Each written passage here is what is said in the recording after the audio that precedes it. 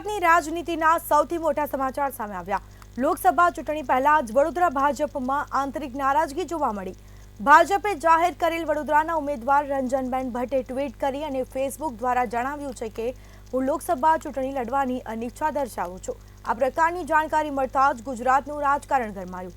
ત્યારે આગામી સમયમાં વડોદરા બેઠક પર કોઈ નવા જૂનીના એંધાણ જોવા મળશે।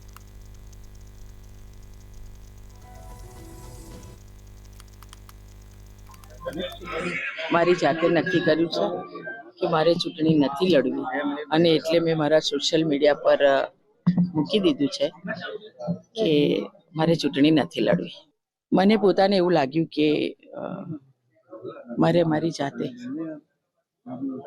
ચૂંટણી નહીં લડવી જોઈએ।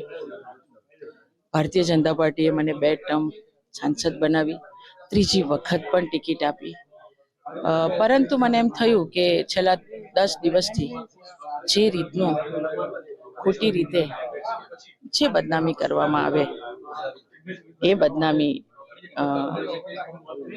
ના કરતા મારે ચૂંટણી નહીં લડવી જોઈએ। જે બેનર લગાવ્યા છે, કોંગ્રેસના પ્રમુખ અને બીજાના નામ આવી રહ્યા છે, પોલીસ તપાસ કરી રહી છે અને મારી સરકાર, મારા મુખ્યમંત્રી પર મને વિશ્વાસ છે કે છેડો ક્યાંથી છે એ શોધશે જ। પરંતુ મને એમ થયું કે ચૂંટણી નથી લડવી અને એટલે મેં આજે સવારમાં મારા સોશિયલ મીડિયા પર મેં લખી દીધું। સવારમાં પૂજા કરી, અવધૂતજીની પ્રાર્થના કરી અને હું આ નિર્ણય લઉં છું એવું મારા અવધૂતને મેં કહી દીધું અને મેં ચૂંટણી નહીં લડવું નક્કી કર્યું। તમે જુઓ કે મારી નામની ઘોષણા થઈ અને મારા 7 ધારાસભ્યો, મારો બૂથ લેવલનો કાર્યકર્તા, અમે વિધાનસભા વાઇઝ અમે સંમેલનો કર્યા, મારું સ્વાગત થયું। ગઈકાલે છેલ્લું માજલપુર વિધાનસભાનું થયું। બૂથ લેવલના કાર્યકર્તાઓ સુધીનું આ કાર્યક્રમ, વડોદરા કાર્યકર્તા ખુશ, વડોદરાના મતદારો ખુશ, વડોદરાના શ્રેષ્ઠીઓ ખુશ। પરંતુ મને એમ થયું કે નથી લડવું અને મેં સામે ચાલીને અમારા સોશિયલ મીડિયા પર મેં લખી દીધું।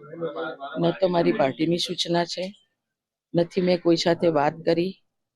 હા, ભરતભાઈ શાહ સવારમાં આવ્યા હતા અને અમારે પદમલા મારા શ્રી આવ્યા છે એટલે દર્શન કરવા જવાનું હતું અને ભરતભાઈને મેં એવું કીધું કે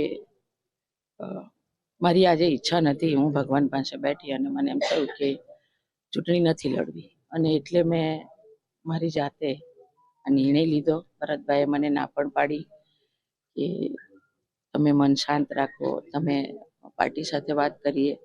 મેં એવું કીધું કે ના, પાર્ટી તો મને આપી જ છે ને, પાર્ટી ક્યાં ના પાડે છે, પણ મારે નથી લડવી અને એટલે મેં મારી જાતે ઈચ્છાથી, મારી મવડી મંડળે તો મને ટિકિટ આપી જ છે એટલે મવડી મંડળને મને પાછું કેવું એવું કોઈ જરૂર જ નથી। મવડી મંડળે તો મને ત્રીજી વખત આપી, પણ હું મવડી મંડળને એવું કહું છું કે વડોદરાની સેવા કરવાની બીજા કોઈને તક આપજો।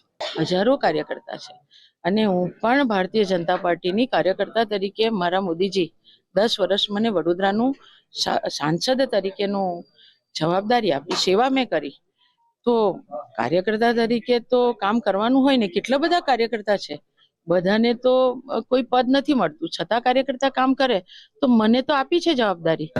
તો વિકસિત ભારતનું મારા પ્રધાનમંત્રીશ્રીનું સ્વપ્ન છે, તો એમાં એક સ્ટ્રોંગ મહિલા કાર્યકર્તા તરીકે હું કામ કરીશ।